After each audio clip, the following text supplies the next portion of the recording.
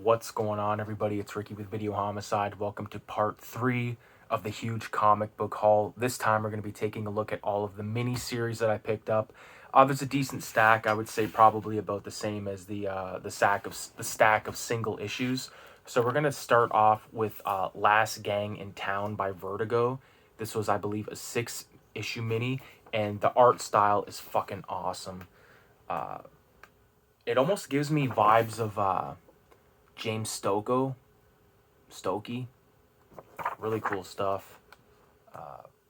Don't really know much about this, but it looks promising, that's for sure. So that was issue 1. Here's issue 2.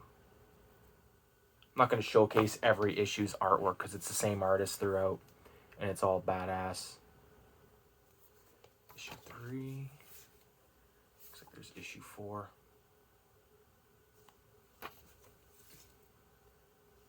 Issue 5. I saved you fuckers the trouble of me digging through every plastic bag. I actually took out, this is all the stuff that I purchased that I'm not going to be keeping. I'm going to be donating because it's just a bunch of crap. Some of those Vertigo 4-issue minis, they sort of failed me on this. Like, I hyped it up the other night on a live stream. I'm like, yeah, those Vertigo 4-issue, like, this is Vertigo itself. But some of those, like, ones from the 90s, 2000s and stuff, it's just, they're not that great looking. And I'm all about, like, the interior of comics. Like, I'm buying them for the insides. I'm not just buying them because, like, it sounds like a good idea. You know what I mean? Like, if you bought every comic that sounded like a good idea, you'd have a lot of crap in your collection. This, on the other hand, is not crap. From Now Comics, we've got Ralph Snart Adventure, number 1 of 3 by Mind Games. This, or the story's called Mind Games, sorry. This is an amazing art style. Looks like it's colored with, like, markers and shit. Like, this is great stuff. I don't feel bad about exiting some of that shit that I bought. Like, it was so cheap, and I got my money's worth based, like, even just off this. Like, I'm obsessed with the way this looks, really good stuff. Issue 2, with a different artist doing the cover, but again, just some solid cartooning, very cartoony, great coloring, and just this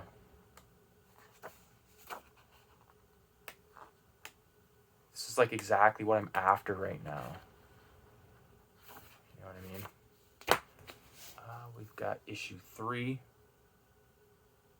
of Ralph Snart. Yeah, like, very cool, very dense,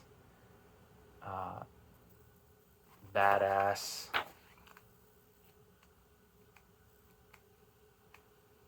Stoked on this one.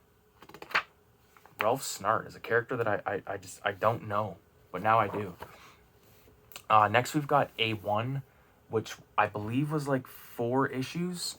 It's an anthology, and this is an amazing cover. This is what made me get this, because I was like, that looks so fucking cool.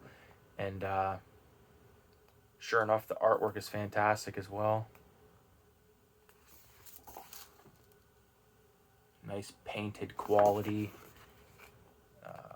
And then there's some other styles in here as well. Another sort of painterly looking one. Show me that fucking cop. Look at this greasy cop. The cop from the cover art. This looks like a slime bag. This one I actually already have. And I think this one was probably, because I've already flipped through all this stuff. Like, this one has some of the coolest looking shit. Yeah.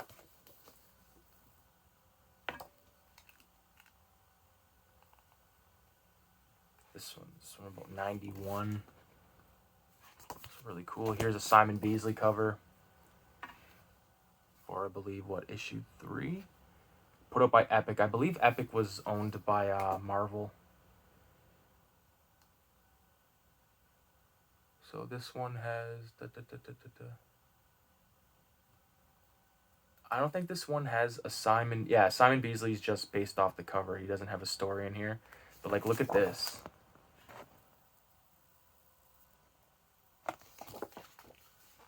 Really good stuff. Holy moly.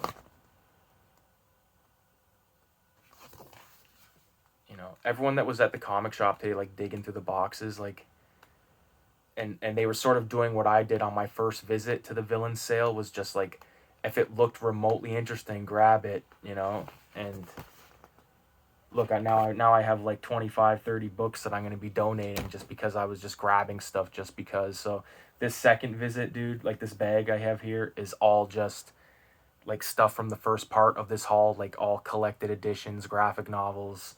Most of it's Fantagraphics, drawn and quarterly, that like from that era, late 80s, early 90s, 2000s. Final segment of A4 right here. I guess sort of a Jean-Michel Basquiat looking dude.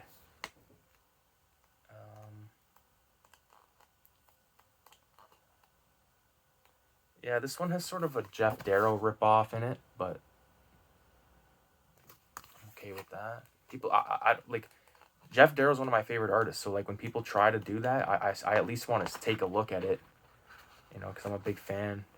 Here's the final part of Frankenstein meets Shirley Temple.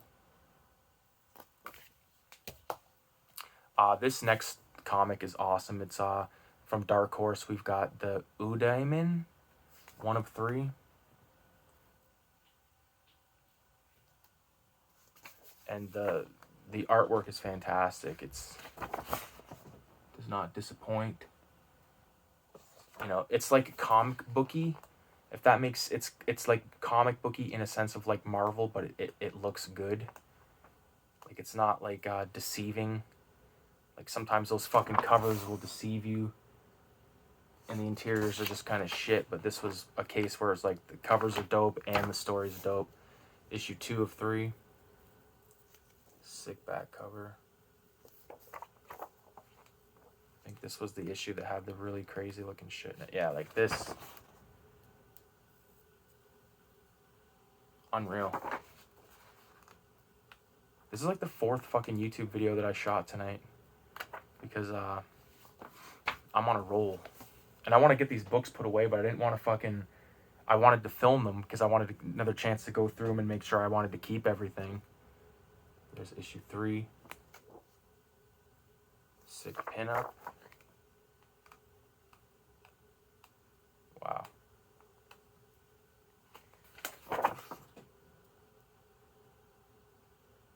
Cool stuff there. Excellent. Next we've got Samurai Volume 2, Issue 1, black and white. I think these are the color ones. Yeah.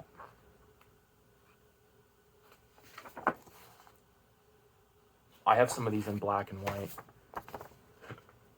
This is issue 2. The story's called The Splinter and the Sword. And then there's issue 3. Samurai. Here's a book, really good looking artwork in it. It's called Sex Worker from Dark Horse. 2-issue mini. Art is by Mike McCone. Inks by John Erasmus, who also did the lettering. Like, this is crazy.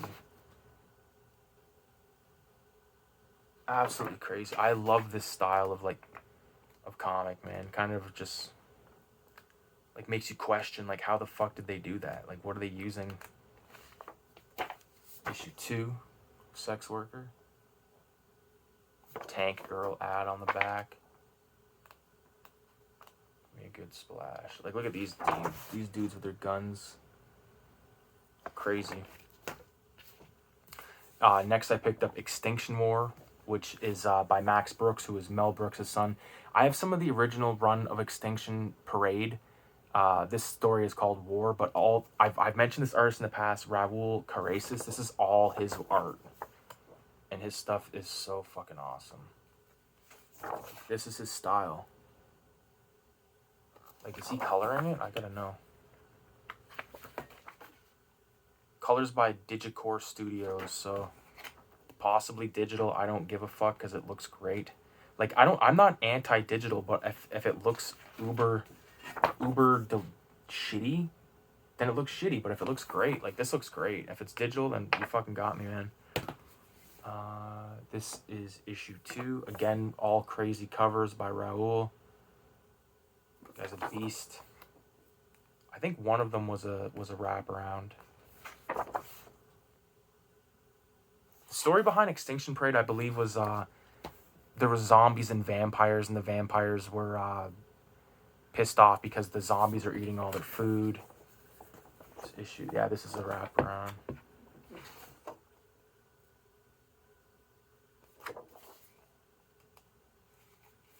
It's crazy.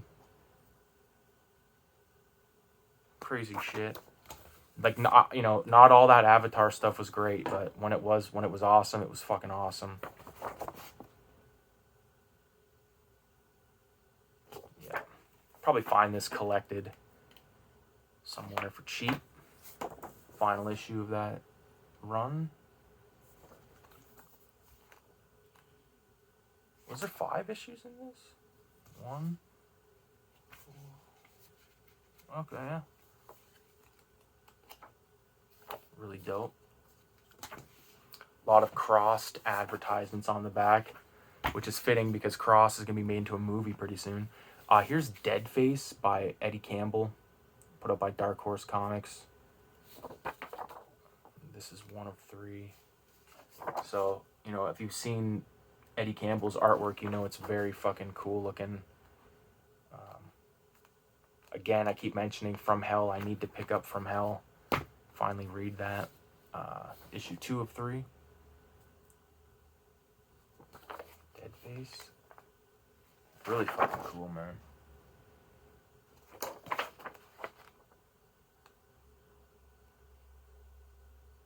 Some of the stuff's from like 89.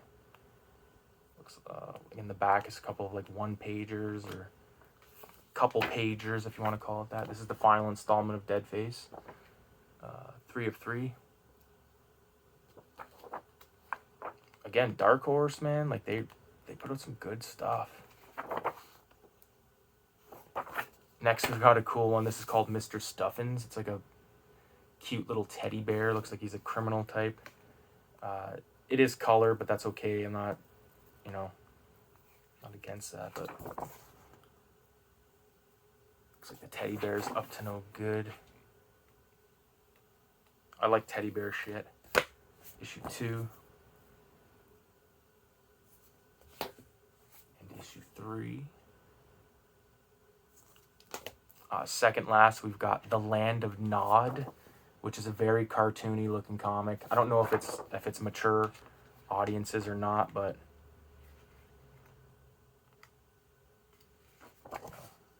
great looking stuff. Issue 2.